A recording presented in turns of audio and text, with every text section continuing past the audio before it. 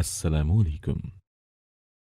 मेरी बीवी मुझसे 10 साल बड़ी थी, मगर फिर भी मैं अपनी बीवी से बहुत खुश और मुतमईन था, क्योंकि उसके पास एक ऐसा जादू था कि मैं उसे जब भी अपनी तनख्वाह ला कर देता, तो वो उसे डबल कर देती थी। मगर शर्त सिर्फ इतनी सी थी कि वो एक रात का वक्त मांगती थी और कहती कि घर को बाहर से ताला लगा जाओ, ताकि कोई भी अंदर आकर मेरा अमल खराब ना करे। मैं ऐसा ही करता। आज भी महीने की पहली तारीख थी और मैं अपनी बीवी को घर में बंद कर आया था। अचानक ही मुझे याद आया कि तनख्वाह तो बीवी को दी ही नहीं, वो तो जेब में ही पड़ी है। यूं मैं आधे रास्ते से ही वापस घर आ गया।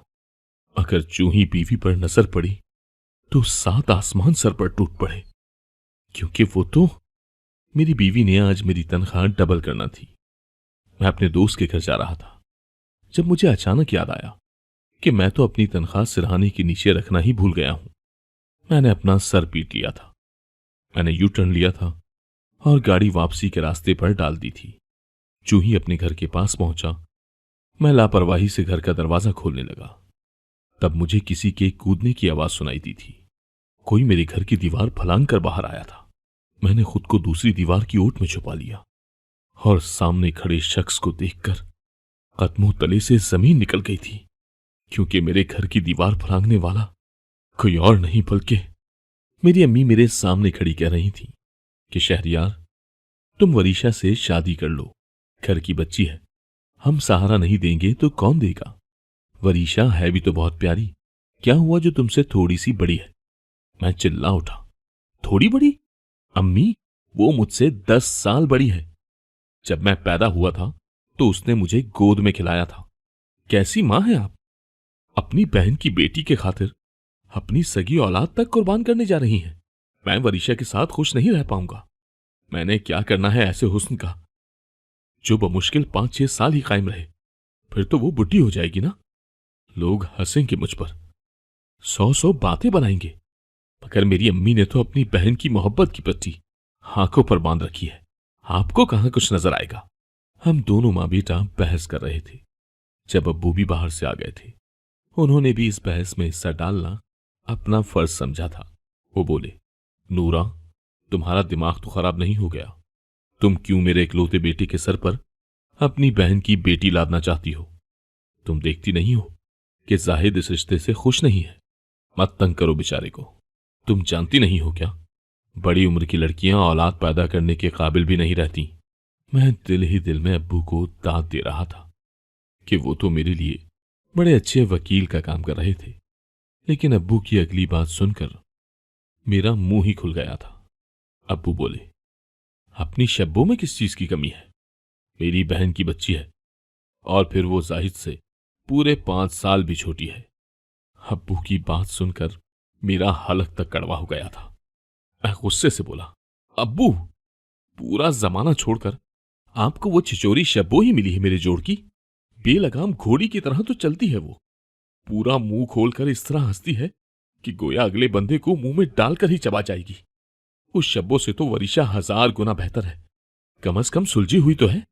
मैं नहीं जानता था कि ये तारीफ मेरे गले का तौक बन जाएगी। अम्मी झट से उठी और मेरे सामने हाथ जोड़कर बोली, जाहिद, मां की कोई कुर्बानी, कोई नेकी तो याद होगी, तू वरीशा के लिए हां कर दे। मैं अजीब मुश्किल में फंस चुका था, मगर मां के बंधे हाथ देखकर हां करके उठ गया था। अब अम्मी और अब्बू में तू मैं शुरू हो चुकी थी और मैं बाहर निकल गया था। मैं ये सोच सोच कर ही परेशान हो गया था कि मेरे दोस्त मेरा कितना मजाक उड़ाएंगे। वो तो कहेंगे, ऐसा लगता है जैसे वरीशा ने तुमसे शादी नहीं की बल्कि तुम्हें गोद ले लिया है।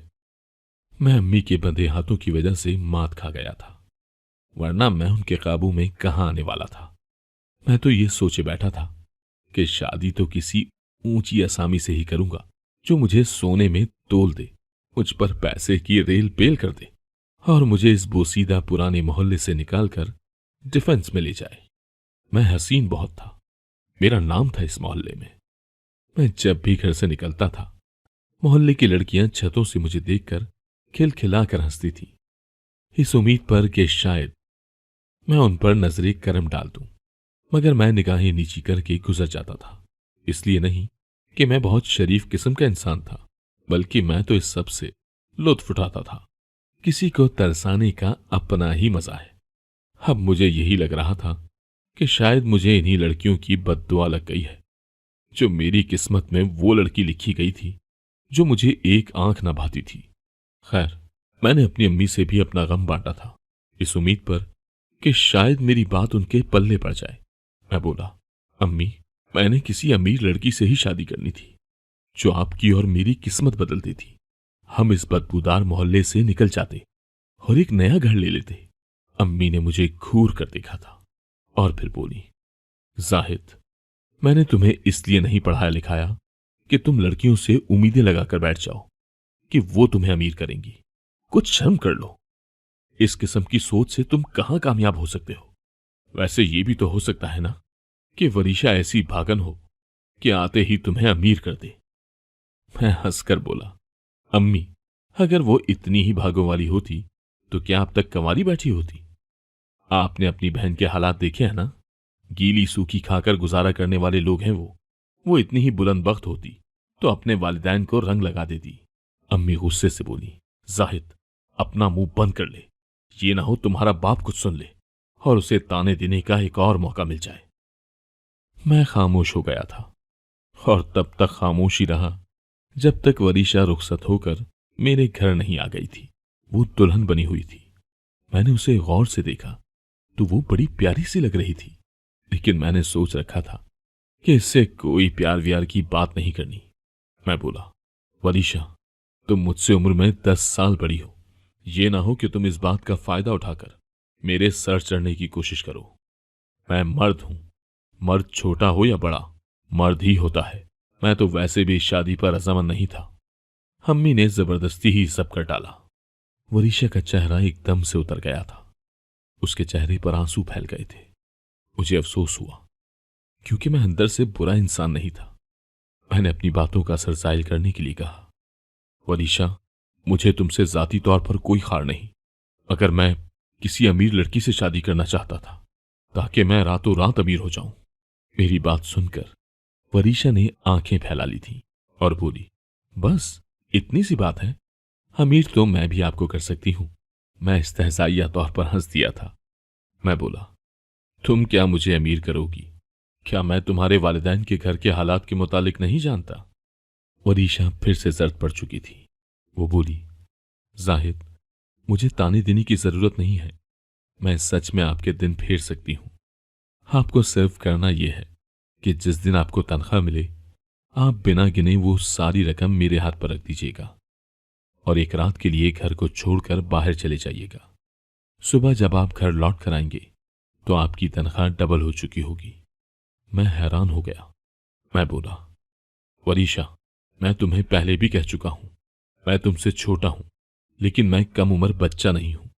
मैंने दुनिया देखी हुई है। मैं जानता हूं ऐसा कुछ भी होने वाला नहीं है।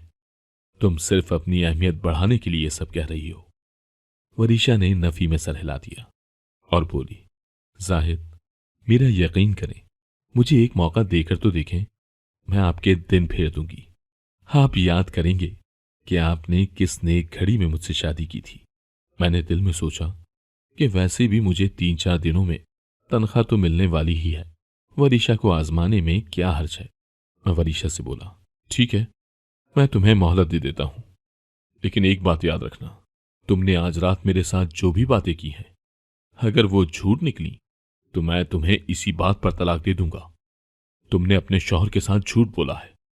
वरीशा ने उदास आंखों से मेरी तरफ देखा और बोली, जाहिद, आप मुझे अपनी जिंदगी से निकालने के लिए कितने बेताब हुए जाते हैं, लेकिन मैं जानती हूं जैसे ही आपको पता चल जाएगा कि मैंने आपसे जो बातें की हैं वो सच है, तो आपको अपने अल्फाज पर शर्मिंदगी होगी। मैंने कहा, वरीशा, ये तो बाद में देखी जाएगी, लेकिन मैं चाहता हूं कि तब तक हम एक खुशगवार रिश्ता गुजारें ताकि मेरी अम्मी खुश रहें। वरीशा ने सर हिला दिया था। मैंने एक एक दिन गिन गिन कर काटा था। मैं चाहता था कि मुझे जल्द से जल्द तनख्वाह मिल जाए और उस वरीशा की भी असलियत मेरे सामने आ जाए। मुझे ज्यादा दिन इंतजार करना नहीं पड़ा था। पूरे 5 दिन के बाद तनख्वाह मेरे हाथ में थी। मैं तनख्वाह लेकर सीधा वरीशा के पास आया और बोला, ये लो वरीशा, मेरी तनख्वाह, अब इसको डबल कर दो। तो वरीशा ने कहा, आप ये तनख्वाह उठाकर मेरे सिरहाने के नीचे रख दें और आज रात के लिए घर खाली कर दें। मैं एक अमल करूंगी, इसमें किसी किस्म का भी खलल नहीं पड़ना चाहिए, नहीं तो अमल उल्टा हो जाएगा। आप तीनों कहीं चले जाएं, सुबह जब वापस आएंगे तो ये तनख्वाह डबल हो चुकी होगी। मैं सोच में पड़ गया था कि मैं अपने वालिदैन को लेकर कहाँ जाऊंगा और क्या वो मुझसे सवाल नहीं करेंगे। मैंने सोचा कि अपने वालिदैन को किसी रिश्तेदार के घर छोड़ाता हूं। मैंने अम्मी से बात की और कहा कि अम्मी, आज रात मैं और वरीशा दूसरे शहर जाएंगे। मैं आपको और अब्बू को खाला के घर छोड़ाता हूं। अम्मी ने हैरान होकर मेरी तरफ देखा और बोली, जाहिद, तुम आजकल बड़ी अजीब अजीब बातें करने लगे हो। तुमने और वरीशा ने जाना है तो जाओ, मैं और तुम्हारे अब्बू क्यों अपना घर और आराम खराब करें। अब मैं सोच में पड़ गया था कि क्या बहाना बनाऊं। वरीशा की शर्त ही यह थी कि घर खाली होना चाहिए। अब मैं क्या करता। मैंने एकदम से कहा, अम्मी, वरीशा अपनी अम्मी की बड़ी फिक्र करती है। उसने कहा है कि मैं आपको खाला के घर छोड़ाऊं। आप रात भर वहां रहेंगी तो आपको इल्म हो जाएगा कि खाला की तबीयत ठीक तो रहती है ना। आप देख लें, बल्कि सोच लें। अगर नहीं जाना चाहती तो मैं कह देता हूं वरीशा से। अम्मी एकदम से बोली, नहीं नहीं जाहिद, मैं और तुम्हारे अब्बू चले जाते हैं। एक रात की ही तो बात है, बच्ची का दिल मैला हो जाएगा कि खाला ने बात नहीं मानी। मैं जेरे लब मुस्कुरा दिया था। अब तीर निशाने पर लगा था। रात हुई तो मैं अम्मी और अब्बू को खाला के घर छोड़ाया था, जबकि मैं खुद अपने दोस्त के घर चला गया था। मैं रात भर यही सोचता रहा कि न जाने वरीशा सच भी कह रही है या मुझे उल्लू बना रही है। मैंने खुद को पुरसुकून किया और सोचा कि सारी बात सुबह खुल ही जाएगी। यूं जैसे ही सुबह हुई, मैं सीधा घर गया। सामने ही वरीशा खड़ी थी। वो मुस्कुरा रही थी, फिर बोली, जाहिद, ये ले अपनी अमानत। मैंने जल्दी से पैसे झपट लिए थे और गिनने लगा। वरीशा ने जो कहा था सच ही साबित हुआ था। सच में मेरी तनख्वाह डबल हो चुकी थी। मेरी तो खुशी की इंतहा न रही थी। वरीशा बोली, जाहिद, मैंने अपना कहा पूरा कर दिया है। अब हर बार यही होगा। आप बहुत जल्द अमीर हो जाएंगे। अब तो आपको मुझसे कोई गिला नहीं है ना। अब तो आप मुझे पूरे मान से अपनाएंगे ना। मैं वरीशा की बातें सुनकर दिल ही दिल में शर्मिंदा हो गया था कि वो मेरे बारे में क्या सोचती होगी, कि उसका शौहर किस कदर लालची इंसान है।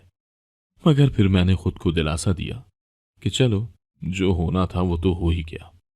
अब शादी की पहली रात तो वापस नहीं लाई जा सकती, जिसमें मैंने सिर्फ पैसे का ही जिक्र किया था। खैर, वरीशा मेरे लिए सोने का अंडा देने वाली मुर्गी बन चुकी थी। मैं डबल तनख्वाह पाकर बेहद खुश था। मैंने जी भर कर अपने लिए शॉपिंग की थी। एक दो चीजें वरीशा को भी दिला दी थी। अब जब मुझे फिर से तनख्वाह मिली तो मेरी बीवी ने तनख्वाह हाथ में पकड़ ली और बोली कि घर को बाहर से ताला लगा जाए। मैंने उसकी हिदायत पर अमल किया और जल्दी से ताला लगाकर बाहर चला गया था। मैं सारी रात सो नहीं पाया था कि सुबह फिर से मुझे डबल तनख्वाह मिलेगी और मेरे तो मजे ही आ जाएंगे। इस बार भी मैंने अम्मी अब्बू को खाला के ही घर छोड़ा था। सुबह हुई तो मैं जल्दी से घर पहुंचा था। वरीशा बड़ी फ्रेश लग रही थी। उसने खूबसूरत सा सूट पहना हुआ था और हल्का फुल्का सा मेकअप भी किया हुआ था। वो मेरी तरफ देखकर मुस्कुराने लगी और पैसे मेरे हाथ में थमा दिए। मैं बोला, वरीशा, मैं तुम्हारा बहुत मशकूर हूं। सारी जिंदगी तुम्हारे इस एहसान का बदला उतार नहीं पाऊंगा। वरीशा, तुम प्यारी भी तो कितनी हो। मेरी आंखों पर तो पट्टी बंधी हुई थी, जो मैं तुम्हारी ये खूबसूरती पहले नहीं देख पाया था। वरीशा ने नफी में सर हिला दिया और बोली, नहीं जाहिद, मेरी बैरूनी खूबसूरती पर मत जाए। ये हुस्न चंद दिन ही इंसान पर मेहरबान रहता है। आप मेरे दिल को देखें कि वो किस कदर अच्छा है और उस दिल में आपके लिए कितनी मोहब्बत और कितना उन्स छुपा है। मैंने मुस्कुराकर वरीशा के गाल को छुआ था और फिर मैं अपने वालिदैन को खाला के घर से लेने चला गया था। मैंने खाला के घर के सामने गाड़ी रोकी तो खस्ता हाल सा मकान देखकर अपनी कमाईगी पर रो रहा था। मैं एकदम जैसे गहरी नींद से जागा था। मैं खाला के घर में दाखिल हुआ तो पुराने तर्ज के सोफे, टूटा फूटा फर्नीचर मेरी आंखें खोलने के लिए काफी था। मैं सोच में पड़ गया था कि अगर वरीशा के पास सच में कोई जादू था तो फिर वो अपनी वालदा के हालात बदलने में नाकाम क्यों रही थी। कहीं वरीशा मुझे धोखा तो नहीं दे रही थी। मैं चौंक गया था, मगर मैंने जानते पूछते हुए भी अनजान बनने की ठान ली थी। मैंने सर झटक दिया और अपनी डबल तनख्वाह पर अय्याशी करने लगा था। एक दिन अम्मी मेरे पास आकर बैठ गईं और बोली, जाहिद, लगता है तुम अपनी बीवी का बिल्कुल भी ख्याल नहीं रखते। देखो वो किस कदर कमजोर पड़ गई है। लगता है तुमने मेरी बात का मान नहीं रखा। तुम मुझे मेरी बहन के सामने शर्मिंदा करवाओगे। मैंने नफी में सर हिला दिया था। मैं बोला, अम्मी, ऐसी तो कोई बात नहीं है। आप खुद देख लें, वरीशा मेरे साथ बहुत खुश रहती है। मुझे इल्म नहीं कि वो कमजोर क्यों हो गई है। मैं झुंझला कर रह गया था। मुझे इस वक्त किसी की कोई फिक्र न थी। मैं बस अपनी आयशो इशरत में खोया हुआ था। मुझे अम्मी के सवालात भी अच्छे नहीं लग रहे थे। मैं नहीं चाहता था कि वो मुझसे पूछगछ करें। मैं जितना भी नजरअंदाज कर लेता, मगर सच तो ये था कि अम्मी की बातों पर मैं चौंक गया था। वरीशा वाकई में बहुत कमजोर हो चुकी थी, इसलिए अब मैं उसके लिए फ्रूट वगैरह ले आता था, मगर उसका रंग जर्द ही पड़ता जा रहा था। अम्मी भी वरीशा का बहुत ख्याल रखती थी। इस बार मुझे तनख्वाह मिली तो मैं एक बार फिर से बड़ा खुश था। मैं वरीशा से बोला कि तनख्वाह मिल गई है। उसने इस बार भी मुझे यही कहा कि सिरहाने के नीचे रख दो। मैं रखने लगा तो अम्मी की आवाज सुनाई दी। वो मुझे बुला रही थी। मैं जल्दी से बाहर निकला तो वो बोली, जाहिद, मेरा जी घबरा रहा है, मेरे साथ क्लिनिक चलो, मैंने बीपी चेक करवाना है। मैं अम्मी को क्लिनिक ले गया था। वहां बड़ा रश था। हमें देर होती जा रही थी और मैं पहलू पर पहलू बदल रहा था। आखिरकार हमारी बारी भी आ ही गई थी। अम्मी का बीपी अगर हाई हुआ भी होगा तो अब तक नॉर्मल हो चुका था। घर आते ही मैंने शोर डाल दिया कि आप लोग जल्दी से तैयारी कर लें, मैं आपको खाला के घर छोड़ने जा रहा हूं। अम्मी आज गुस्से से बोली, तुमने क्या नाटक लगा रखा है? मुझे क्यों बार बार इस घर से निकालते हो? क्या मैं नहीं जानती कि महीने की 7 तारीख को तुम्हें तुम्हारी तनख्वाह मिलती है? तुम हर 7 तारीख को हमें घर से क्यों निकाल देते हो? अम्मी ने मुझे बड़ा सही पकड़ा था। मैं शदीद डर गया था और फिर मैंने झूठ का सहारा लिया और बोला, अम्मी, आप किस जमाने में जी रही हैं? वो दौर तो कब का जा चुका है जब हमें 7 को तनख्वाह मिलती थी। अब तो 12 तारीख को मिलती है। न जाने अम्मी मेरे इस जवाब से मुतमईन हुई भी थी कि नहीं, मगर वो चुप कर गई थी। इस बार भी मैं अम्मी अब्बू को खाला के घर छोड़ आया था और घर को बाहर से ताला लगाकर अपने दोस्त के घर ही जा रहा था, जब मुझे अचानक याद आया कि मैं तो अपनी तनख्वाह सिरहाने के नीचे रखना ही भूल गया हूं। मैंने अपना सर पीट लिया था। मैंने यू टर्न लिया और गाड़ी वापसी के रास्ते पर डाल दी थी। मैं जो ही अपने घर के पास पहुंचा और लापरवाही से घर का दरवाजा खोलने लगा, तभी मुझे किसी के कूदने की आवाज सुनाई दी थी। कोई मेरे घर की छत फलांग कर बाहर आया था। मैंने खुद को दीवार की ओट में छुपा लिया और सामने खड़े शख्स को देखकर कदमों तले से जमीन निकल गई थी, क्योंकि मेरे घर की दीवार फलांगने वाला कोई और नहीं बल्कि मेरी ही बीवी थी। उसने खुद को एक बड़ी सी चादर में लपेट रखा था। उसकी नजर मुझ पर नहीं पड़ी थी। वो अंधाधुंध तेज तेज चलती ही जा रही थी। मैं भी उसी के पीछे था, जबकि मेरी सांस फूल चुकी थी और दिल की धड़कनें बेतरतीब हो चुकी थी। मैं ये सोच सोच कर परेशान हो रहा था कि आखिर वरीशा जा कहाँ रही है। चलते चलते वो एक ऐसी जगह पर जाकर रुक गई थी जिसके मुतालिक मैंने कभी ख्वाब में भी ना सोचा था। मैं हैरत ज़दा सा था कि आखिर वो यहां क्या करने आई है। वो एक सुनियारी की दुकान में दाखिल हो चुकी थी। मैं भी उसके पीछे ही दुकान में दाखिल हुआ तो सामने का मंजर होश उड़ा देने के लिए काफी था। वरीशा ने अपने पर्स से सोने की अंगूठी निकालकर काउंटर पर रख दी थी।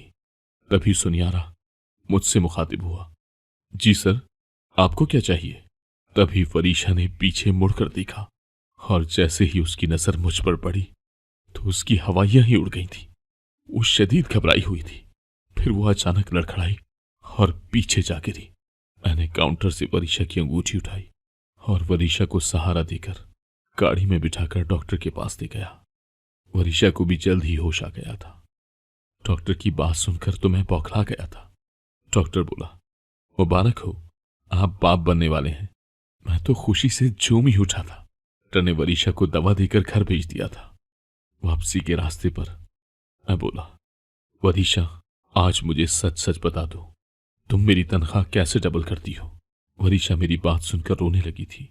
साहिद, आप तो जानते ही हैं, मेरी शादी की उम्र गुजरती जा रही थी। अम्मी भी परेशान रहती थी। उन्होंने कई बार खाला से आपके और मेरे रिश्ते के मुतालिक बात की थी। अल्लाह अल्लाह करके कहीं मेरी शादी हुई थी। शादी की सेज पर आपकी बातें सुनकर मैं बहुत गमज़दा हो गई थी। ये सोच सोच कर आंसू बहते जा रहे थे कि शायद मेरा घर बस ही ना पाए और मैं उजड़ जाऊं। इसलिए मैंने आपको पैसे का लालच दे दिया था। मेरे पास कोई जादू नहीं है। मैं तो बस इतना कर रही थी कि अपने सोने के जेवरात बेचकर आपकी तनख्वाह डबल कर देती थी। आज भी इसी सिलसिले में घर से निकली थी। जाने आपको कैसे हिल्म हो गया। मुझे माफ कर दें जाहिद, मुझसे बहुत बड़ी गलती हो गई। मगर यकीन माने, ये सब मैंने आपकी मोहब्बत की खातिर किया है। वरीशा की बातें सुनकर मैं रोने लगा था। मुझे खुद से नफरत होने लगी थी। मैंने एक मजबूर औरत का फायदा उठाया है। मैंने वरीशा के हाथों को थाम लिया था। मैं बोला, वरीशा, माफी तुम मांग रही हो? ये तो मुझ जैसे लालची इंसान को मांगनी चाहिए। तुम्हें तुम्हारी होने वाली औलाद का वास्ता, तुम मुझे माफ कर दो। वरीशा ने मेरे हाथ थाम लिए और बोली, नहीं नहीं साहिद, आप मुझसे माफी ना मांगे। मैंने लालच से तौबा कर ली थी। सुबह वालिदैन को लेने गया था। खाला, अम्मी और अब्बू को जब मैंने खुशखबरी सुनाई तो वो फूले ना समाते थे। बेशक अल्लाह हम सब पर बड़ा मेहरबान हुआ था। अगर आपको आज की कहानी पसंद आई है तो वीडियो को जरूर लाइक कीजिएगा और अपने दोस्तों के साथ भी शेयर कीजिएगा।